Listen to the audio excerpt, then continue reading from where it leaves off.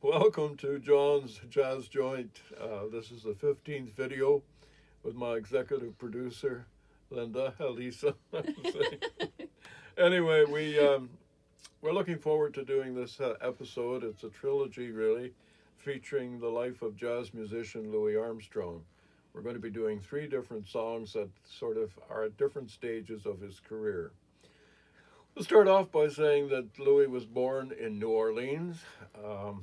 It was a rough area that he grew up in. It was called the Battleground. And the first 5 years of his life, he lived with his grandmother. Then they returned him to his regular family. By that time, the father had abandoned the family, so it was just Mama and Louis against the world. So Louis found himself looking for work, like a lot of the young boys in that area. He started working for other people, and in this case, he worked for a Jewish family, the Karnofsons, and they would push carts through the city selling different things. And the Karnofsons kind of adopted Louis into their family, and it was perhaps his first realization of discrimination because as a black musician, he would face it all his life. But even back then, he saw how the Jewish people were treated differently by other white folks. And so he had a great deal of respect for them, and they took care of him. In fact, Mr. Karnofson lent him the money to buy his first musical instrument, a cornet. And Louis would use it to play as they pushed their cart through the cities of New Orleans, selling things, and it would draw attention of people to what they had to sell. So Louis then found himself as a young man being interested in music, but by a strange set of circumstances, he took his mother had remarried, and he took his new father pistol out and shot it. It was a blank, but it didn't matter. The authorities took him in and put him into a reform school for a year. And you know how things turn out strangely for the better. While he was in the reform school, they put him into a band, and before long he became the leader of the band. And when he was released back into the care of his family, he had learned to play music and to be a leader of musicians. So it a strange twist of fate. It worked in his favor.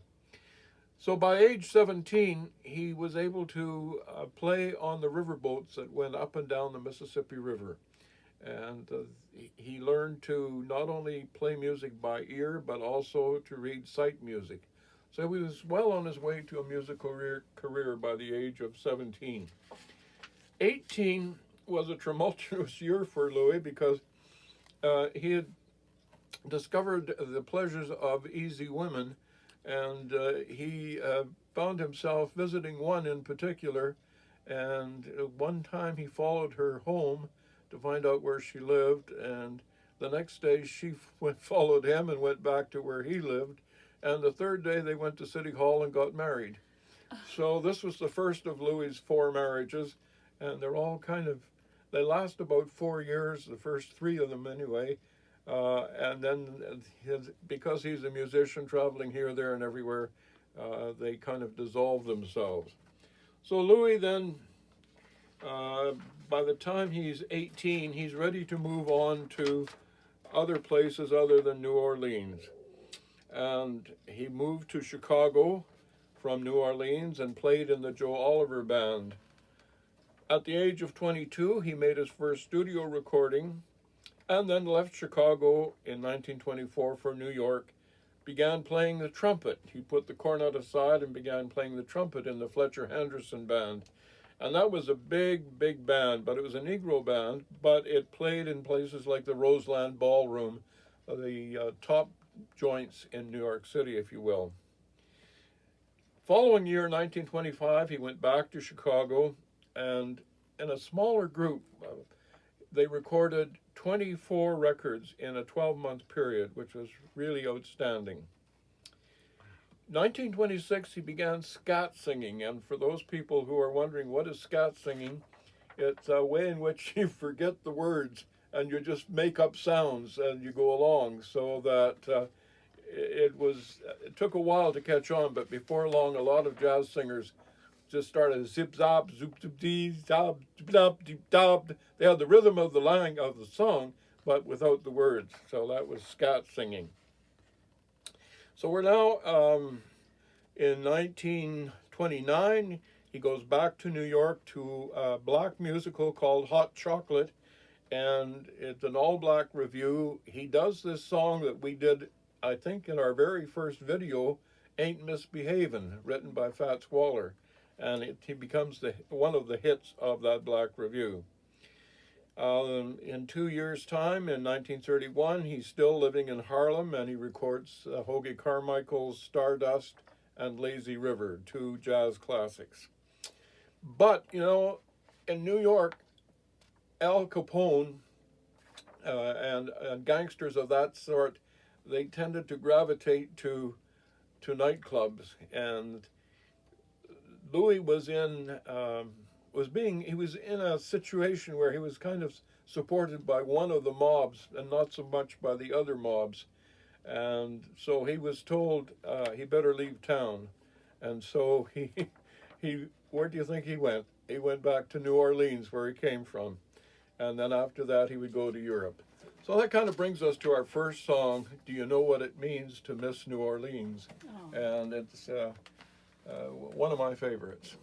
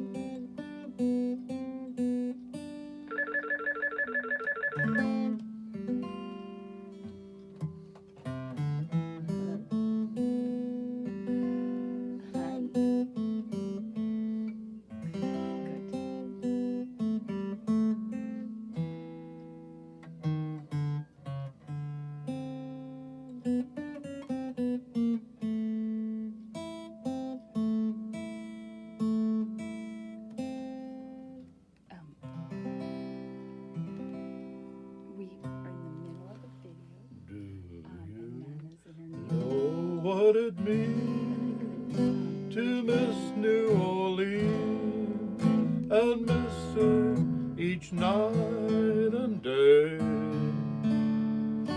Yes. I know I'm not wrong, the feeling's getting stronger the longer I stay away.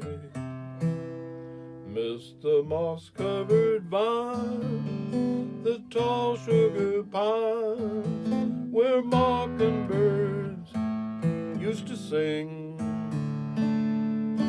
And I'd like to see the lazy Mississippi a-hurrying in to spring. The moonlight on the bayou, a Creole tune that fills the air. I dream about magnolias in June, and soon I'm wishing that I was there. Do you know what it means to miss New Orleans left your heart. And there's something more. I miss the one I care for more than I miss New Orleans. Oh, the Mardi Gras, the memories of Creole tunes that fill the air. I dream about magnolias in June, and soon I'm wishing that I was there. Do you know what it means to miss New Orleans and miss it each night and day? I know I'm not wrong, the feeling's getting stronger the longer I stay away. So that sort of is the first half of Louis's life. He becomes much more accepted. It's kind of an interesting thing. He became really the first jazz musician that was accepted in the larger American society. In 1936, he was a part of the movie Pennies from Heaven, and the following year, in 1937, he was the first Negro to host a nationally sponsored radio broadcast, and that was another landmark. By 1943, he's worked his way through wives 2 and 3, and he settles in with wife 4, Lucille Wilson. She was a singer at the Cotton Club in New York City, and she understood the kind of life that a musician leads. So from 1943 to 1973, he does over 300 shows a year. But musical trends change, and my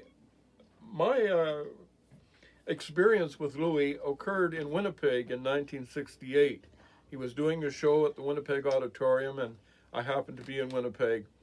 I went there looking forward to hearing all those great songs from the 20s and 30s and 40s, and in the first half of the show, he was doing experimental stuff because he had been put on the spot by people like Miles Parker and Dizzy Gillespie and the so-called modern jazz musicians who, and I guess Louis thought he had to do some things differently. Anyway, at halfway through the program, I left. I was so disappointed at not hearing all the great songs that I loved. And then I read in the paper the next day that in the second half of the program, they did all his old favorites. And that taught me a lesson, never leave at halftime. Anyway, getting back to Louis, he was the first jazz musician to be on the cover of Time magazine. And in the 1960s, he would tour Ghana and Nigeria and Africa, and the U.S. State Department asked him to be a musical ambassador for the United States. This is a lot of positive things happening, but in 1959, he had his first heart attack in Italy. So between 62 and 63, he made no recordings. In fact, he went absolutely quiet. So the next year, 1964, would become a great turning point. Well, in a career of a lot of highs. He did this recording, Hello, Dolly. He did it actually the last day in December 1963, but it wasn't released until 1964. Up to that point, the Beatles had controlled the hit parade. They had had a number one song, 3 different songs actually, for 14 weeks. And Louis' version of Hello, Dolly dislodged them. So he became the oldest person at 62 years of age to have a number one song, and it stayed up there for 22 weeks. So that was certainly to his credit. And we'd like to do that song now, Hello, Dolly, from 1964.